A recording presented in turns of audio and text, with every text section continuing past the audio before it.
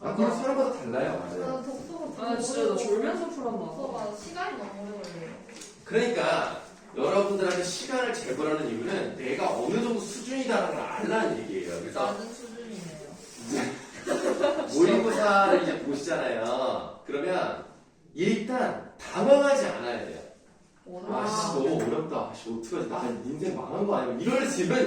이러지 말라고 시간을 재는 거야. 아니 그게 아니라 그렇게 생각 안 하거든요. 근데 풀다 보면 갑자기 시간이 다 돼 있어요. 난 나 집중이 안 되잖아. 아니 비문학을 빼고 풀어. 한 비문학 한 비문학 2분까지 읽다가 뒤에 내려다가 아이씨 뭐야 이게 이러면서 풀라니까. 집중이 확 풀려. 그러니까 독서를 잘하는 사람이 있고 문학을 잘하는 사람이 있으면 내가 만약에 문학을 잘하면 문학부터 하세요. 문학부터 하시고 그 다음에 문법을 하세요. 둘 다 못하면요? 그럼 방법이 없구나. 아니, 그래서 얘들아 방법 없는 인생. 이번 거는 내가 지금 현재 어느 정도 수준인가 전국적으로 어느 수준인가. 왜냐면 이번에는 여러분들 최하위까 최하위. 경기도 애들도 시험을 봐요. 에? 원래 3월은 지금까지 한 8년 정도는 경기도는 안 했거든요. 경기도에 이번에 본다고요? 네, 올해부터는 경기도도 3월 달에 봅니다. 그러니까 그거 이게 내가 안 와? 거의 전국적으로 많이 본다는 얘기예요. 그러니까 이게 지금 내가 기억하기로는 광주는 안 보는 것 같긴 한데 잘 모르겠어. 근데 광주는 지금까지 안 받고 아마 교육감이 계속 진보였을 테니까 이번에도 안 볼 거를 추천을 하는데 경기도는 그 진보에서 보수로 바뀌었어요. 진보 보세요. 진보. 그래서 그 교육감은 학력을 올려야 된다고 해가지고 3월 달에 보기 때문에 이번에는 어떻게 보면 거의 전국권에 거의 다 본다라고 보시면 됩니다. 제가 얼마나 최하위권인지 아주 잘 나오고 그냥 최하위권이 게. 그래서 일단 이번에 모의고사는 어차피 성적이 들어가지 않잖아 저거는. 그러니까 대충 거라는 얘기는 아니지만 대충 최선을 다해서 보긴 보되 너무 막 마음 상심하지 말라고. 방심할게요. 올라가면 된다. 그래 상향 찍으면 되지. 그게 수능 부정이라는 그. 아 그리고 뭐 3월 모의고사가 뭐 수능 점수다라는 얘기가 있는데 근데 진짜 쌉소리 아니에요? 네, 쌉소리고요. 믿을 필요 없어요. 왜냐면 선생님도 똑같이 경험을 했기 때문에 첫 모의고사 되게 못 봤어요 나는. 근데 많이 올라갔거든. 그러니까 하면 되고 특히 국어 같은 경우는 올라가기 어렵다는 얘기를 많이 합니다. 많이 하지만 그것도 일부 쌉소리니까 걱정하지 마시고 일단은 내가 이 정도 수준이구나라는 거는 정확히 아셔야 돼요. 그걸 좀 심각하게 받아들여야 돼요. 일단 뭐 인생 망했다까지는 아니어도 아 내가 이렇게 하면은 이거밖에 안 되는구나. 그럼 내가 올라가야겠구나 라는 마음을 갖는 그런 시간이 돼야 되고요. 일단은 자신 없는 부분은 빼고 하세요. 자신 있는 부분부터 하시고 자신 있는 부분이 없다. 그럼 그냥 앞에서부터 하세요. 아시겠죠? 자신 있는 부분이 없어. 앞에서부터 하시고 그 다음에 몇 번 하시다 보면은 어떻게 시간을 해야 되는지를 느낌이 와요. 지금 4개 분야가 있잖아요. 화작이랑 문법이랑 문학이랑 독서가 있잖아. 어느 부분이 내가 제일 강한지. 그리고 화작문 같은 경우는 결국 2개는 선택이거든요. 나중에. 지금은 다 같이 하지만 그러니까 내가 약한 부분이 뭔지 내가 잘하는 부분이 뭔지를 파악하는 시간이기 때문에 일단은 하면 됩니다. 그래서 국어는 어떻게 하셔야 되냐면 빨리 천천히 조급하지 말고 부지런히 풀어야 돼요. 아니 물론 이런 모순된 영어. 아니야. 그러니까 빠르게 느리게 풀어야 돼. 무슨 말인지 알죠? 돌아가면 안 된다는 얘기야. 계속 읽고 아 이게 뭐지 돌아보고 이러면 안 돼. 한 번 읽더라도 쭉 가야 돼. 쭉. 그렇지. 이런 식으로. 그리고 만약에 내가 필요하면 밑줄을 그으면 안 돼요. 밑줄 그으면 나중에 헷갈려. 밑줄을 긋지 말고 밑줄 그는 척. 알겠죠? 실제로 밑줄을 그시면 안 돼요. 그럼 나중에 결국 답을 못 찾으니까 이런 느낌으로 가다가 이건 좀 중요한 것 같아. 동그라미. 이런 느낌으로 가세요. 이게 집중이 안 될 때는 이게 도움이 돼요. 눈으로만 보면 안 돼. 그럼 진짜 못 풀고 이렇게 눈으로만 풀려면 적어도 선생님 수준은 돼야 된다. 자, 그러니까 이렇게 하면 집중이 좀 잘 되니까 이렇게 좀 하고 표시하시고 그리고 당연한 얘기지만 독서를 다 읽고 푸는 거 아니에요. 보고 문제 그 다음에 다시 보고 이렇게 풀어야 돼. 왔다 갔다 본문 뒤로 돌아가지 않도록 최대한 꼼꼼하게 빨리 읽어야 돼요. 쭉 쭉 이런 느낌으로 계속 마음에서 늦으면 안 된다. 그러나 천천히. 늦으면 안 된다. 천천히. 이런 식으로 와야 된다고.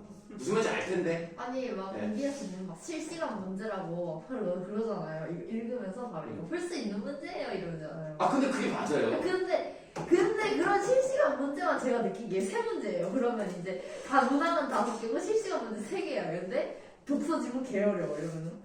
약간 그거 이렇게 풀리지 않나?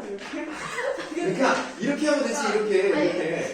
그러면 선생님 그러면은 네. 그러면 문제를 훑고 그냥 지나가면은 이게 기억이 안 나. 지문을 일단 기억이 안 나잖아요. 그러면 지문을 다 읽으시면 안 돼요. 그러니까 그러니까 내 말은 뭐냐면 자 독서야. 그럼 나 같은 경우는 어떻게 하냐면 일단 문제를 빨리 봐. 이거 문제를 문제를 다 읽지 마. 그러니까 문제의 지문을 다 읽지 말고 문제만 봐. 그러면 그 문제 중에서 이거는 왔다 갔다 하는 문제, 이거는 다 읽고 푸는 문제를 구분을 빨리 하면 돼요. 그거 10초면 돼요. 이거는 그렇게. 그러니까 그 안에 선지를 다 읽어요? 아니요, 선지 읽지 말라니까. 그래서 어떻게 하냐면 내가 지금 말하는 맨 처음에는 본문을 읽기 전에 문제를 봐. 문제. 그러니까요. 지문을 읽으라는 얘기 아니야. 선지를 읽지 말고 문제를 보면 이건 어떤 거죠? 구분하시고 그다음에 돌아와서 1문단을 읽어요. 1문단을 읽으면 일단 보통 이제 독서 지문이 내용 일치 문제를 물어보죠. 그 다음에 어떤 부분을 중점적으로 이거를 뭐 적용시키는 문제 이렇게 물어보기 때문에 예를 들어서 일치하는 문제는 1문단 읽고 그 문제의 보기 1번, 2번만 봐요. 그럼 1번하고 2번에도 만약에 그 부분에 해당하는 게 있다 그럼 지워. 그 다음에 만약에 지웠다 그럼 보기 3번을 봐. 그러면 2번하고 3번에 더 이상 안 나온다 그럼 다시 2문단 읽고 다시 돌아와서 그 다음에 아까 봤던 거 계속 하나씩 체크하면서 나는 그렇게 하거든요. 왜냐면 나도 지문을 못 외우니까 2개 정도씩 봐요. 2개씩 하나씩 보면 조금 왔다 갔다 많이 하니까 2개 정도 보고 있으면 체크 없으면 다시 돌아가. 그럼 이제 두 번째 문단이니까 또 하고 이렇게 저 이렇게 되는데 이렇게 해가지고 문제 체크하고 더 없을 것 같아 하고 딱 돌아왔는데 2문단 읽고 했는데 여기 1문단 게 있네? 1문단 기억이 안 나네? 이러면서 상관없어. 저는 상관없어. 일단 밀고 나가. 한 번에 풀었는데. 9번 다 뭐야? 읽고 아니 그러니까 이거 가나다라 예를 들어 5번 문제 같은 거 단어 뜻은 바로바로 풀긴 하는데 그렇죠. 나머지 그냥 이렇게 쭉 읽거든요. 나 진짜 비문학을 풀어본 적이 없어. 했잖아요. 이게 처음이었어요. 저 진짜? 그거 과제 때도 그 문제 그 3월 것만 풀고 나는 시간 없어가지고 풀이만 보고 오답만 했단 말이야. 풀어본 적이 없어. 그러니까 좋아요. 이번에는 뭐 시간이 많지 않잖아. 예. 한 번만 하나 정도는 풀어봐. 하나 정도는. 내가 3개 줄 테니까 하나 정도는 풀어봐. 그래서 제일 쉬운 거 같은 거 그거로 해. 예. 한 번은 해봐야 돼. 시간 맞춰서. 안 그러면 이제 OMR 카드 체크하면 나중에 아씨 큰일 났다 뭐 이러면 막 점수 안 봐. 60만 이렇게 나오는 거야. OMR 체크하는데 얼마나 걸려요? 내가 볼 때는 OMR 체크하는데 전부 다 아마 1분 한 20에 30초 정도 들 것 같은데. 그렇게 빨리 돼요? 그 정도 안 되나? 검토 안 해요? OMR을 검토할 시간이 어딨어? OMR 그냥 바로 찍는 거지 그냥. OMR 언제 다 비교하고 있어. 난 말은 못하는데 왜 오해만 이렇게? 밀려본 적 있어? 있어. 진짜? 있어. 근데 내 친구도 밀려본 적 있어. 우와 나 한 번도 없어. 중간에 밀려본 적 있어. 저 만약에 인생에서 한 번 정도 밀릴 수 있다. 그럼 모의고사에서 밀리면 돼요. 그쵸. 네. 그쵸. 모의고사 정도는 괜찮아요. 이러면 안 되겠구나. 모의고사 때는 밀려. 모의고사 자면서 해도 돼. 자면서 그게 다 풀면 돼. 알았지? 그러니까 나도 내 방법이 다 옳다는 얘기는 아니지만 그래도 나름의 경험자로서 일단 여러분들이 문제를 풀고 니네 저기 빨간색 체크 같은 거 안 하죠? 빨간색으로 미리 뭐 가 이런 거 안 하죠? 그냥 보고 하고 이래야지 뭐 어떻게. 나 한 번도 OMR 오류가 난 적이 없어. 지금까지. 그러니까 그건 여러분들 선택하시면 돼요. 나중에 다 하고 그때 마지막에 체크를 하든지 아니면 하고 요 정도는 확실한 것 같으면 그냥 하든지 중간중간에. 근데 나는 중간중간 하는 게 더 좋다고 생각해요. 중간중간에. 네, 왜냐면 나중에 하려고 그러면 시간이 없어가지고 막 급하게 다 틀린다? 그러면 이제 급하니까 막 이제 다시 뭐 수정 테이프 같은 거 하면 막 급해가지고 막 손이 벌벌 떨려. 그러느니 차라리 여유가 있을 때 아니면은 한 5분 남겨놓고 하면 불안하니까 한 10분 전에 뭐 지문 하나 남겨놓고 이제 그 다음에 한 다음에 지문을 보고 마지막 하든지 그건 여러분들이 선택하셔야 돼요. 그거를 하려고 모의고사를 보는 거니까 선생님의 방법이 다 옳다는 건 아니고 선생님은 막판에 한 번에 후로 나오면 위험하지 않느냐. 네, 난 그렇게 생각합니다. EBS 선생님들 너무 쉬운 것처럼 말해. 실시간으로 푸는 문제죠? 그렇죠? 이러면서 그가 다 잘하게 돼. 걱정하지 마. 노력하면 다 돼. 걱정 안 해도 돼. 중간만. 저 지금 제일 나온 과목이 지금 국어랑 역사거든요. 야, 영어는 나는 수학 그냥 나 수가국 다 망했는데. 자, 그러면 우리 현대시 1강 답 한번 맞춰보겠습니다. 1번의 답은 1번, 2번의 답은 5번, 자, 3번 답을 한번 맞춰보겠습니다. 가장 적절한 것을 골라보라고 했는데요. 우리 앞에 본문을 잠깐 보시면 가문단의 기억 부분이 있어요. 이 글은요, 김소월의 글이니까 우리가 김소월이 언제적 사람이라는 것을 배운 적이 있나요? 보기에 나와. 옛날 사람 아닌데. 그게 나왔냐? 보기 있어요. 아, 그렇죠. 일제강점기 때 사람이죠. 그리고 이 사람은 일찍 죽었기 때문에 인생 자체가 일제강점기와 함께합니다. 그래서 이 얘기는 일제강점기 때 이제 우리 민족이 땅을 빼앗긴 그런 내용이라고 보시면 되겠어요. 그래서 가의 기억 같은 경우를 보시면은 자기는 그런 걸 꿈꾸었다라는 거예요.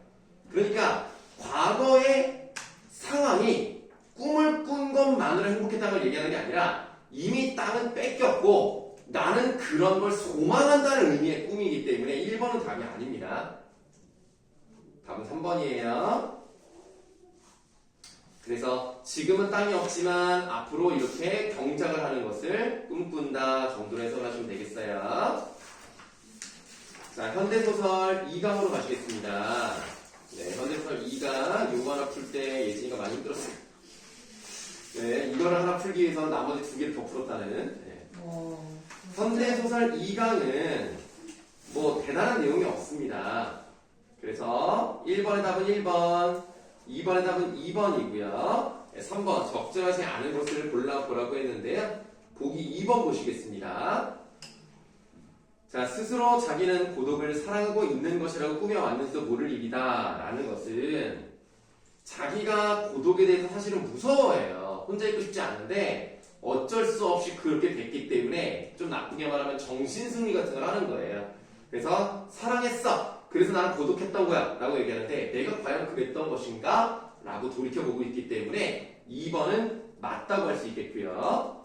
보기 3번. 거의 옆에 사람에게 한마디 말을 건네는 일도 없이 오직 자기네들 사무에 바쁜 군중의 모습은 그러니까 한마디로 다른 사람에게 관심이 없고요. 자기 일만 하려고 하는 그런 것들을 봤을 때 조금 삭막한 그런 모습이 나타나 있죠. 그런 것들이 바로 근대적 삶에서 인간적인 온정을 찾을 수 없다는 것과 관련되어 있기 때문에 3번도 답이 아닙니다. 4번 보세요. 그의 얼굴에서 부종을 발견한 후 자신의 만성 위압장을 떠올리는 부부의 모습은 외부의 질서와 조화 속으로 편입되는 고통을 나타낸다는 전혀 관련이 없습니다. 이거는 현대인들의 정신적인 측면과 육체적인 측면에서 병적인 모습이 있다는 것을 상징적으로 나타내는 부분이에요. 4번이 답이 되겠습니다. 자, 혹시 뭐 질문 있으면 하시고요.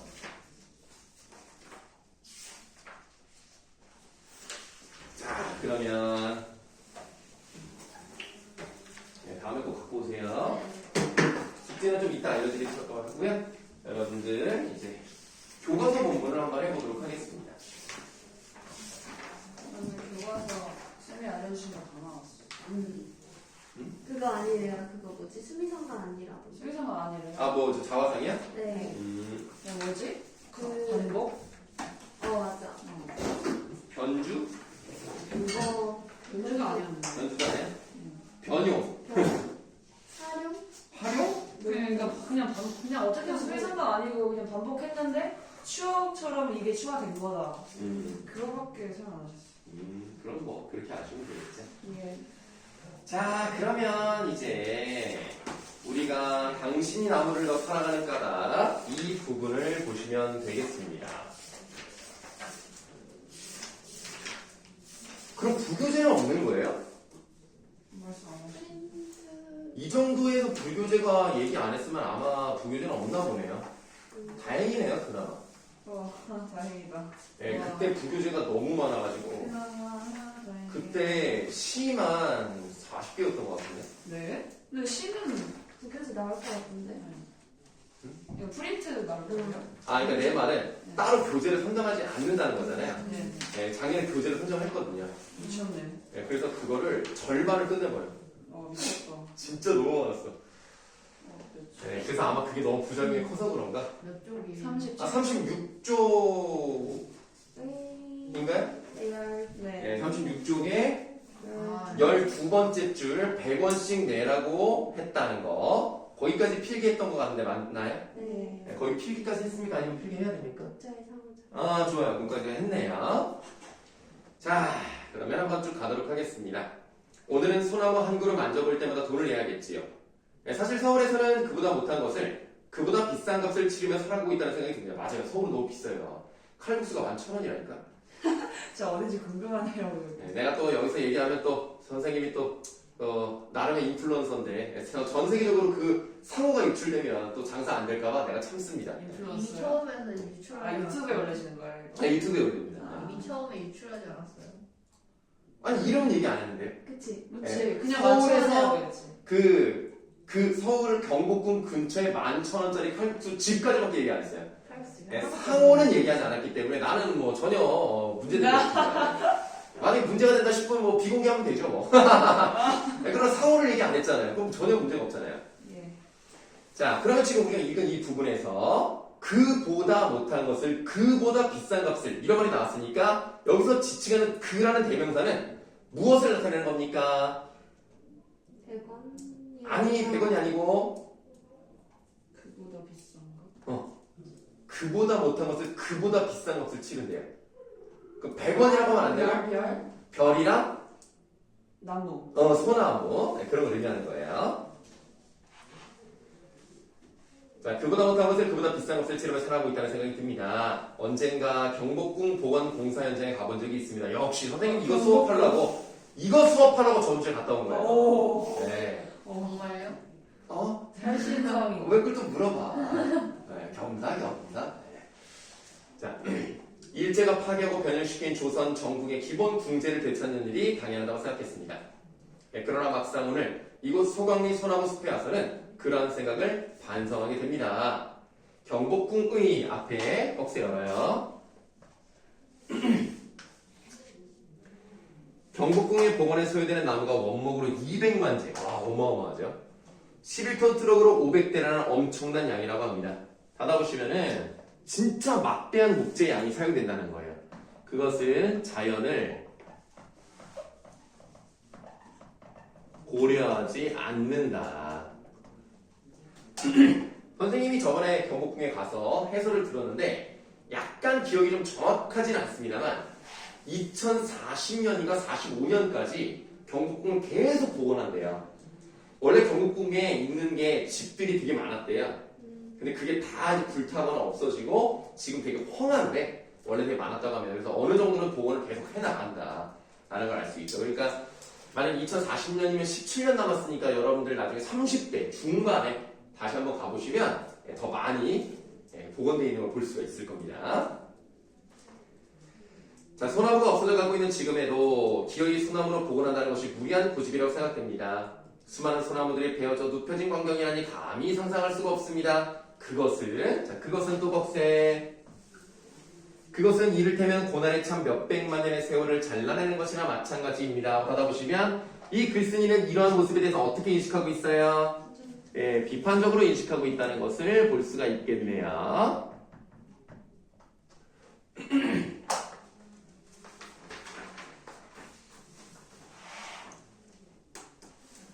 우리가 생각 없이 잘라내고 있는 것이 어찌 소나무 아니겠습니까? 없어도 에서는 또 꺽쇠 열시고 자, 없어도 되는 물건을 만들기 위하여 없어서는 안 될 것들을 마구 잘라내고 있는가 하면 아예 사람을 잘라내는 일마저 서슴지 않는 것이 우리의 현실이기 때문입니다. 받아보세요.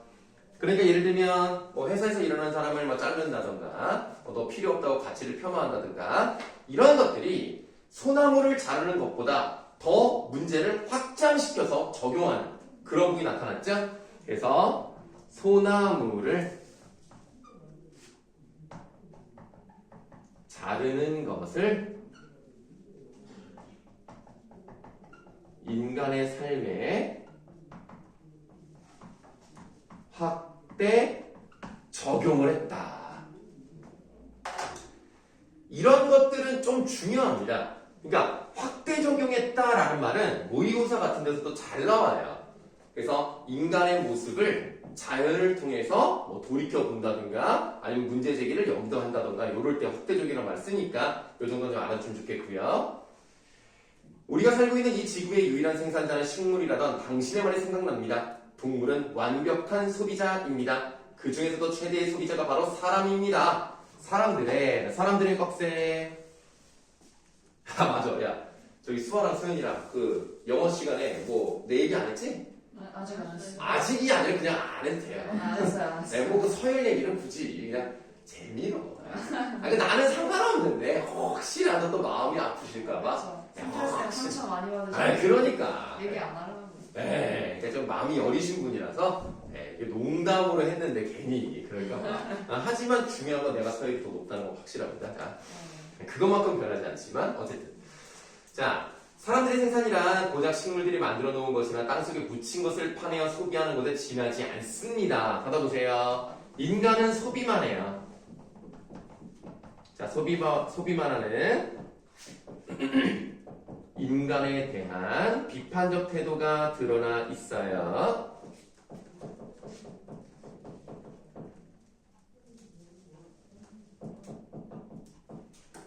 쌀로 밥을 짓는 일을 두고 밥의 생산이라고 할 수 없는 것이나 마찬가지입니다. 자, 그리고 이제 좀 중요한 부분, 여기서 좀 핵심적인 내용이 나오는데요. 생산의 주체 앞에 꺽 세우시고, 생산의 주체가 아니라 소비의 주체임에 급기야는 소비의 객체로 전락되고 있는 것이 바로 사람입니다. 객체 세모, 전락 세모 하세요. 자, 자연을 오로지 생산의 요소로 규정하는 경제학의 폭력성에서 이제 꺽쇠를 닫아보실 건데, 일단 전락이란 말의 뜻은 뭐 아실 거예요. 뭐 나쁜 상태로 빠진다 뭐 이런 건데 전락이란 말이 좋지 않단 말이에요. 그러니까 전락에는 세모를 쳤고 그럼 객체로 전락되니까 객체도 나쁜 거 아닙니까? 우리 문법을 다 배웠단 말이에요. 방학 때. 우리 높임법이 몇 가지가 있었죠? 높임법의 종류가 세 가지가 있죠. 뭐가 있다고 그랬죠? 객체 높임, 주체 높임, 상대 높임 세 가지가 있습니다. 그럼 주체 높임은 어떤 행동을 하는 그 대상, 하는 그 사람을 말한다면 객체는 뭐예요? 뭐 당한다기 표현하기보다는 주어가 아닌 다른 부분을 말하는 거죠. 그러면 우리 객체 높임은 어떤 문장 성분을 높이는 거라 그랬죠? 목적어나 부사. 목적어나 부사를 높이는 것이 바로 객체 높임법입니다. 할머니를 모시고 어머니께 드리다 이런 식으로 요거는 아마 1학기 시험 범위에 들어갈 거니까 잘 기억하셔야 돼요. 그 2단원에 있기 때문에 아마 중간고사에 들어갈 가능성도 있어요. 아니구나. 아니다. 니네가 의문의 변동을 하니까 기말고사에 들어갈 수 있겠구나. 니네가 지금 1단원, 4단원 이렇게 들어가지? 네. 그러면은 기말고사에 들어갈 것 같다. 중간고사는 의문의 변동이랑 맞춤법이 나올 수도 있겠다. 더 싫어. 맞춤법도 진짜 싫어. 진짜 맞춤법 진짜 싫어. 나도 싫어. 진짜 못하는데 진짜. 제일 못하는데. 그냥 다 못해. 니네가 못하는 게 아니라 다 못하니까 일단은 약간 좀 외우는 게 들어갈 수밖에 없어요. 맞춤법은 외워야 돼 진짜. 아 근데 수미쌤이 그 뭐지 4단원부터 5-1까지 들어갈 수도 있고. 5-1까지? 네. 그래요? 그러니까 6단원까지라고 이제 정식으로 나온 것 같긴 한데 이제 수빈쌤이 5-1까지 적용할 이한성이 거라고 맞죠? 한것 같고. 그냥 주은쌤이 문학하고 수빈쌤이 문법 다 하는 거 아니셨어? 아니야 근데 내가 보니까 2단원도 문법이야. 그러니까 2단원도 문법이 있어요. 그래? 그래서 둘 다 쌤한테 못 들어야 돼. 나 주은쌤의 문법은 어떨까? 벌써 빡세노. 수비쌤만 할까? 일단 의문의 변동이니까 한글 맞춤법은 들어갈 가능성이 있고. 맞춤법. 자, 뭐 어쨌든 가겠습니다. 자, 객체란 말이 나왔어요. 그럼 여러분들 뭐냐면 소비 주체라고 한다면 내가 내 돈으로 내가 사고 싶은 물건을 사는 거잖아. 주체라는 것은 내 판단에 의해서 하는 거란 말이에요. 근데 소비 객체라는 건 뭐예요? 오히려 소비에 우리가 휘말리는 거죠. 예를 들면 누가 좋은 가방을 들었어. 그럼 나도 사고 싶다. 내가 필요한 게 아니라 유행을 따르는 거. 그러니까 내가 안 사면 뭐가 안 될 것 같은 거. 그런 것들 자꾸 사는 것이 바로 소비의 객체라고 보시면 되겠어요. 그래서 지금 이 부분은 자연을 이기적으로 소비하는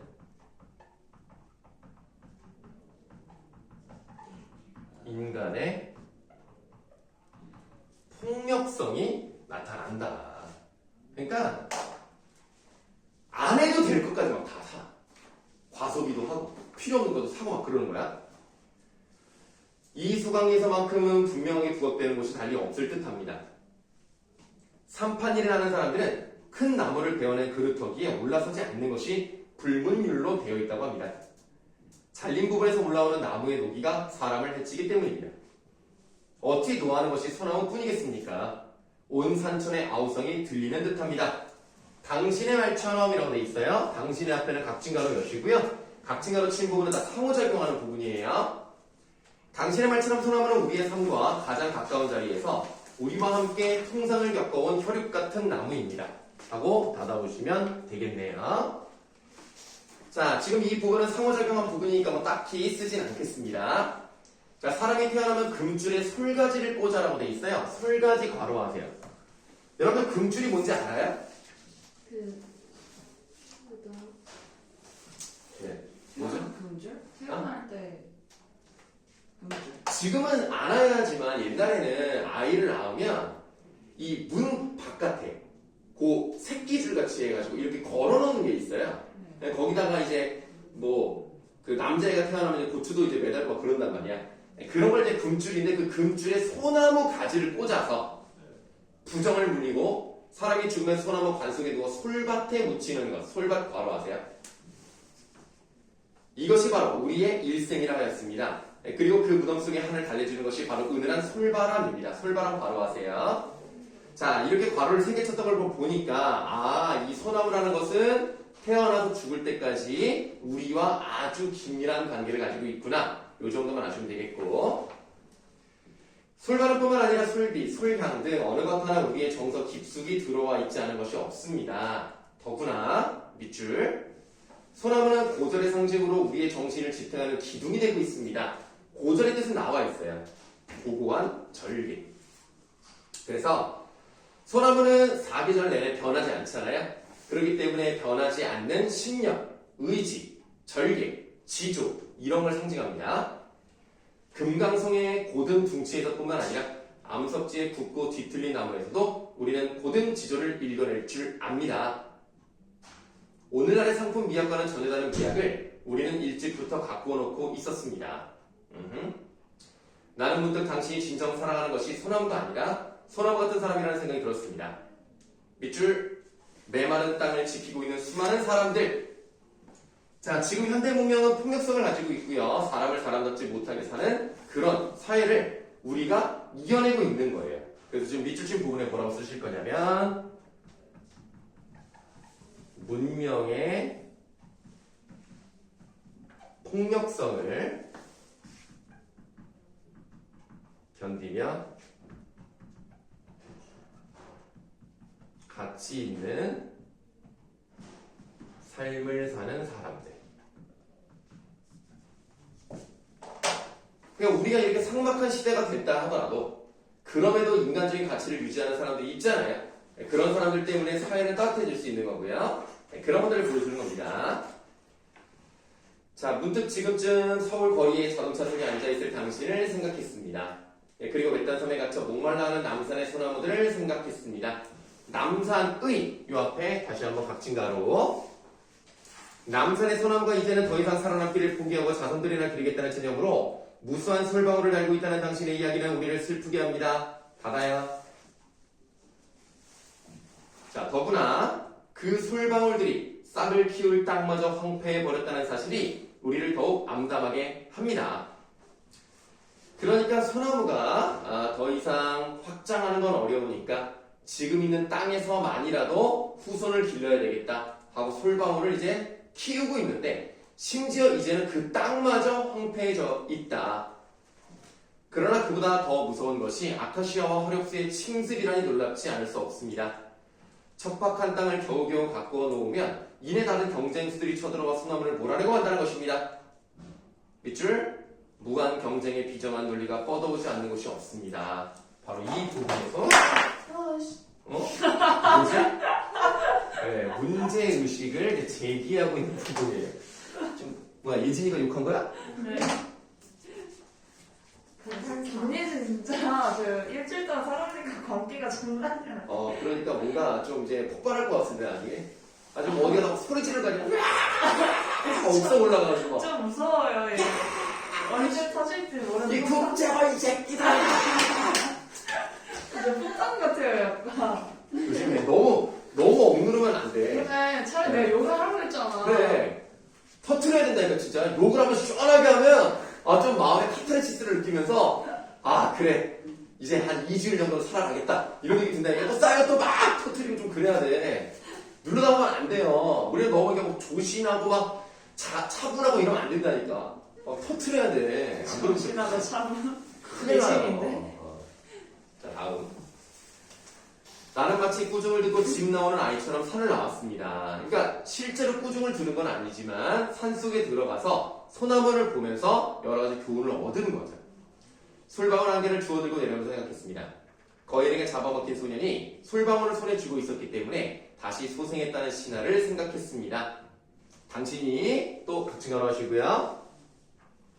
당신이 나무를 사랑한다면 솔방울도 사랑해야 합니다. 무수한 솔방울들의 끈질긴 저력을 신뢰해야 합니다. 자, 그럼 이제 솔방울에 대한 얘기를 하고 있는데 그 솔방울을 척박한 환경에서도 소생할 수 있는 저력이라든가 희망이라든가 이런 것으로 인식을 하고 있어요.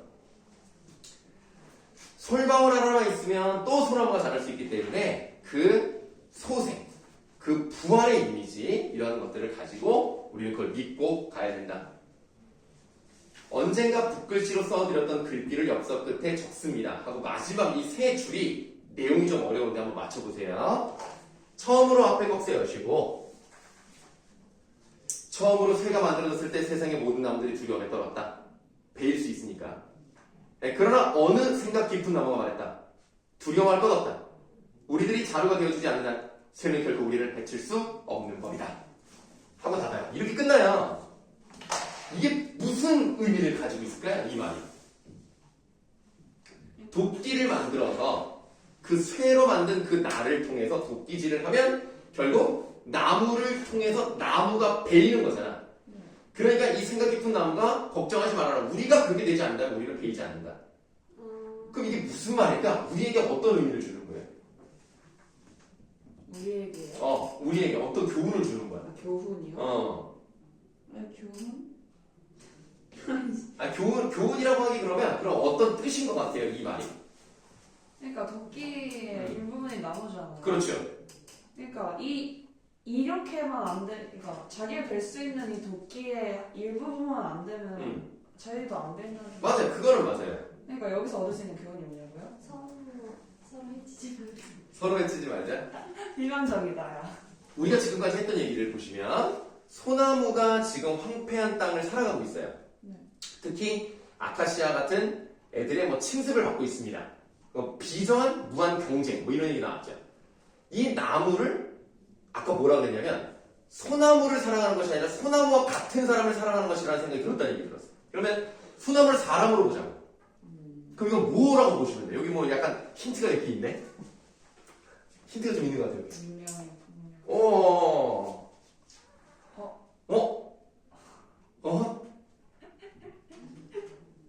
이렇게 생각하는 게 중요해요, 여러분들. 그거는. 자기도 폭력성이랑 이기성을 가지지 않기만 하면 어. 잘 살아갈 수 있고. 좀 거의 맞췄습니다. 지금 90% 답을 맞췄고요. 나무를 베는 수단으로서의 자루를 만들지 않으면 결국 베이지 않는 것처럼 우리도 인간의 가치를 잘 유지한다면 문명의 폭력성을 이겨낼 수 있다. 이 정도의 의미로 보시면 돼요. 그래서 정리해서 한번 써보도록 할게요. 조금 길어요. 우리들 스스로가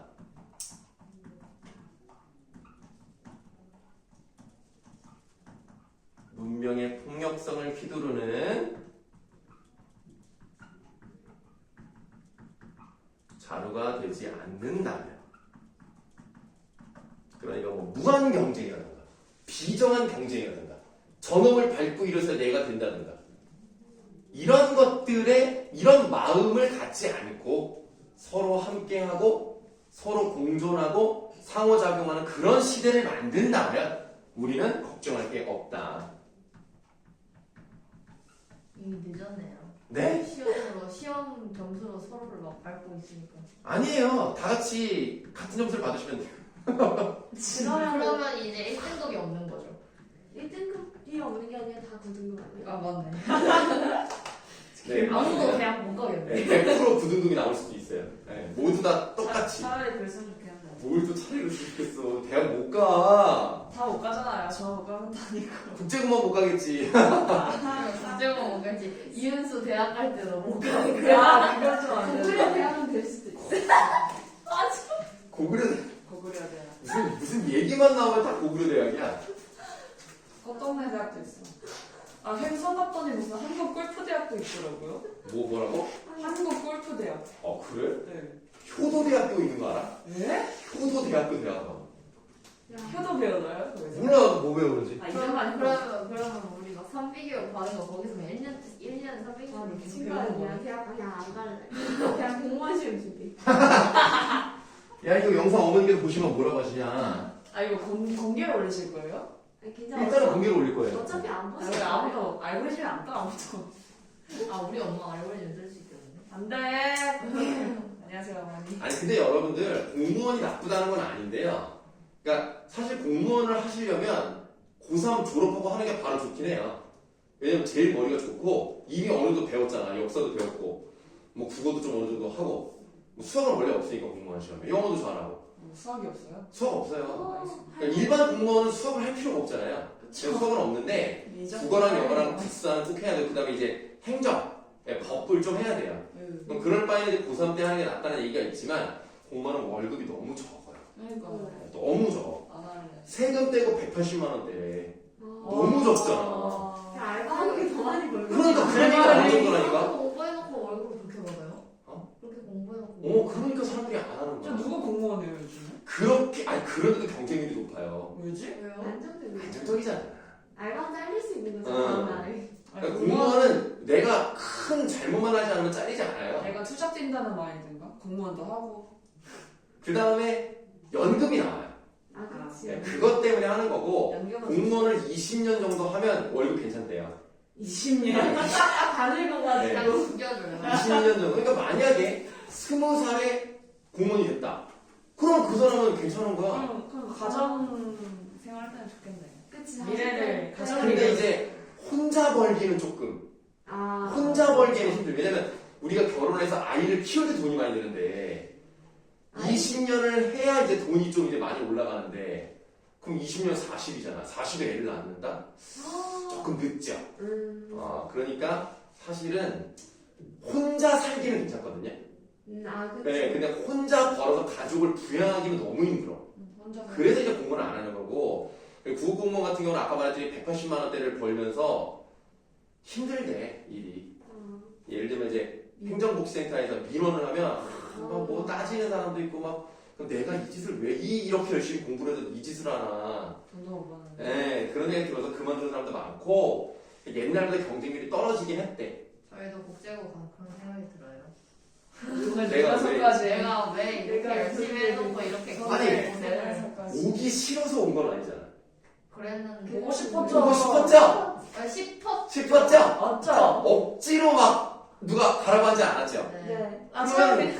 그러면 누구의 탓을 합니까? 아 차라리 그냥 억지로 왔으면 억지로 나 탓이라도 하지. 그냥 뭔가 가면 좋고 대학을 잘 갈 것 같으니까 온 거 아닙니까? 예. 맞죠? 근데 그러면 감사하셔야죠. 그럴 것 아, 같았죠. 감사하다. 그러나 3년이 지나면 다시 그래도 국제고라도 왔으니까 내가 여기 학교라도 써보지라는 생각을 할 거예요. 나도 학교에서는 재밌거든요. 근데 아, 그래요? 셔틀 타고 오는 그때도 후폭풍이 막 현타까지 하면서 오면서 그냥 진짜 골골대면서 왔어요. 자, 그 다음 넘어가서 과학연구의 자유와 규제 한번 보도록 할게요. 오, 네, 이것도 재밌는 내용은 아닙니다. 돌리. 벌써 재미없다. 아니야, 일단 되게 재밌어? 자, 1996년이니까 니네가 태어나기도 한참 전이네. 니네가 2007년생? 네. 아이고, 10년도 더 됐네. 어머나. 자, 7월 5일 세계 최초로 복제된 포유 동물인 돌리가 태어났다. 둘리. 아니야, 돌리야. 돌리라고. 비가 속에서. 자, 돌리는 다 자란 양의 체세포에서 채취한 유전자를 복제해 만든 양이다. 이후 돌리를 생산한 기술을 응용해서 밑줄 인간 유전자를 지닌 폴리와 몰리가 탄생을 했대. 몰리 폴리 몰리 몰리 홀리 폴리. 몰리. 자, 폴리와 몰리는 사람에게서 피를 응고시키는 단백질 생산 유전자를 추출해 양의 젖생산 유전자에 이식하여 젖에서 혈육병 치료제를 생산하기 위해 만든 양들이다. 유전자 복제 기술로 만든 이들 양은 밑줄 동물 복제를 이용해 인간의 질병을 치료할 수 있는 가능성을 열었다. 근데 문제는 뭐냐면 이후에 밑줄 동물 복제에 관한 실험과 시도들이 걷잡을 수 없이 퍼져 인간 복제 실험에 관한 논쟁으로까지 시작게 되었고 이러한 논쟁은 오랫동안 지속되고 있습니다. 그럼 과연 인간 복제를 해야 되는 것이냐 아니면 말아야 되는 것이냐 한다면 어디까지 해야 되는 것이냐 이런 것들에 대한 논쟁은 계속되고 있다는 거예요. 어떻게 인간 복제는 뭐 가능할까요? 그러니까 과학적으로 가능할까요? 인간 복제. 네. 미래예요? 네, 미래. 미래. 그러니까 지금 나의 모습이랑 똑같은 사람으로 태어나는 건 아니고 나의 유전자가 그대로 아기로 태어나는 거. 이건 가능할까요? 가능하다. 아 그래요? 훗날 미래. 그러면 그렇게 해도 된다고 생각하십니까? 아니요. 아 그건 안 돼요? 윤리적으로 어긋났다. 아 그렇습니까? 인간 복제는 안 된다. 나는 나밖에 없다. 아니 그네 마인드. 아 근데 이럴 수 있잖아. 내가 죽으면서 내 세포를 이용해서 아기가 태어났다. 그것도 안 되나? 좋을 게 없는 것 같은데. 네, 좋을 굳이 게 내. 걔는 그냥 다른 애잖아. 그냥. 그렇죠. 그 네가 뭔데 내 유전자라고. 아니 그런 게 아니라 굳이 다른 좋은 유전자도 나을 텐데 왜 내 유전자를? 아니 그러니까 내가 그냥 그렇게 하고 싶었어. 하고 싶었어요. 내가 하고 싶어서 하고 싶은 뭔가 어차피 그러니까 뇌를 이식하는 건 아니고 그냥 나는 죽는 거지만 또 다른 나가 태어나는 거를 만약에 하고 싶다. 하고 싶다. 그럼 괜찮을까? 그게 저의 정신이 아닐 거야. 상상이. 나는 안 돼. 나랑 관계없는 아예 일이고. 다른 어떤 유전자를 콘텐츠를 생산하는 갖고 있어. 상관없나 그냥? 그냥 뭐라 그 상상이 안 되는데 굳이? 그러면 더 과학적으로 진짜 나랑 똑같은 사람이 여기 있는 거야. 아씨. 아니야 그러면 안 돼? 나 조금 꼴리실 것 같아요. 그래요. 투표예요. 그럼 이럴 수 있잖아. 딱 해서 예를 들면 뭐 이제 우리가 만화 같은 걸 보면 도라에몽 같은 거 보면은 나를 만들어가지고 나는 집에서 놀고 걔는 학교 가고 그런 거 있잖아. 그러면 좋지 않아? 범죄를 걔가 걔가 살인. 뭘 할지 몰라. 거기까지 가서 깽판칠지 누가. 맞아요. 그렇긴 하죠. 그리고 숨어서 내가 막 범죄자가 돼가지고 막 다칠 수도 있고 뭐 그럴 수도 있겠네요. 진짜 그렇게 되면은 그냥 걔랑 만약에 그 복제된 인간이랑 친구들이랑 친해졌는데 이제 밖에서 제가 그 친구들 만나면 친구들이 막 인사하는데 누구누구 안녕 했는데 나 몰라. 너 이름이 뭐지? 이상한 사람들. 이렇게 되는 거야. 아니면 그럴 수 있어요. 복제인간을 만들면 복제인간이 오히려 폭력적에서 내가 막 다 해야 되고 얘가 편하게 살 수도 있잖아. 그렇죠. 그럼 그러니까 싫다고. 알겠어요. 자, 이 논쟁의 이면에는 중요한 문제가 자리 잡고 있는데 그것은 밑줄 과학자의 연구의 자유를 어디까지 허용해야 하느냐 이겁니다. 자, 다음 문단에 생명과학이란 말이 나왔어요. 생명과학 앞에 각진가로 열도록 하겠습니다. 생명과학이나 생명공학 연구활동에 종사하는 대부분의 과학자들은 인간 배아 복제를 포함한 배아 연구를 정부가 규제하는 것은 과학자들의 연구 자유를 침해하는 행위라고 주장한다. 하고 나가보세요. 그럼 이 사람들은 이제 어떤 입장이야? 배아 연구의 자유를 보장해야 된다는 얘기입니다. 그러니까 과학이라는 것은 어떻게 보면 객관적 진리를 찾아가는 과정이라고도 볼 수 있기 때문에 정치적이나 사회적인 영향을 받지 않고 독단적으로 해야 된다라는 입장일 수도 있다는 거죠. 100% 자유를 보장해야 된다. 자, 과학의 발전은 인위적으로 막아서는 안 되며 과학자의 자유로운 연구를 보장해야 한다는 논리이다. 이와 같은 입장에서는 뭐라고 할 수 있냐면요. 인간 배아 복제 앞에다가 꺽쇠를 열게요. 인간 배아 복제를 지속적으로 연구해 그 기술을 발전시키고 응용하면 암과 같은 난치병을 치료할 수 있으며 우리나라의 과학기술 경쟁력을 높일 수 있다 하고 받아보시면 되겠습니다. 그렇지, 이거는 뭐예요? 앞에서 말했던 자유를 보장하라는 근거가 되겠죠. 그럼 여러분들 한번 그런 생각도 해보죠. 여러분들이랑 그 똑같은 복제인간이 있어요. 혹시 아일랜드라는 영화를 봤는지 모르겠네. 거기 보면 자기랑 똑같은 인물을 만들어가지고 자기가 병에 걸렸을 때 그 이제 장기를 이제 받아오는 그런 영화가 있단 말이에요. 그거는 당연히 안 된다고 생각하겠죠? 그러면 사람이 아니라 진짜 배아만 복제를 해가지고 그 장기만 만드는 건 가능할까요? 자아가 없으면 가능. 아, 자아가 없는. 그러니까 뭐 심장만 있고, 뭐 아니면 뭐 위장만 있고 그렇게 만들어서 내가 아플 때 그거를 넣는 건 그건 괜찮다. 네. 조현적 이득이 되는 거니까. 자아가 없으면 가능. 근데 자아가 있으면 안 된다. 그러니까 서현이는 자꾸 네가 뭔데 내 자아를 가지고 마인드로. 이게 생명의 존엄성을 얘기하는 게 아니라 그냥 내가 마음에 안 드는 거야 지금. 네가 근데 나랑 똑같아 이거 아닙니까 지금. 알겠어요. 좀 쉬었다가 이어서 하도록 할게요. 진짜다. 선생님 근데요. 네. 저 과로랑 특성어랑 무슨 차이예요? 아, 그냥 차이는 없고요. 네. 그냥 표시를 하기 위한 건데 요거는 주장에 해당하는 거고 요거는 근거에 해당하는 거라서 따로 한 것뿐이에요. 네. 진짜. 약간 궁금해. 아니라. 집에서 바로 영어 봐야 돼. 진짜?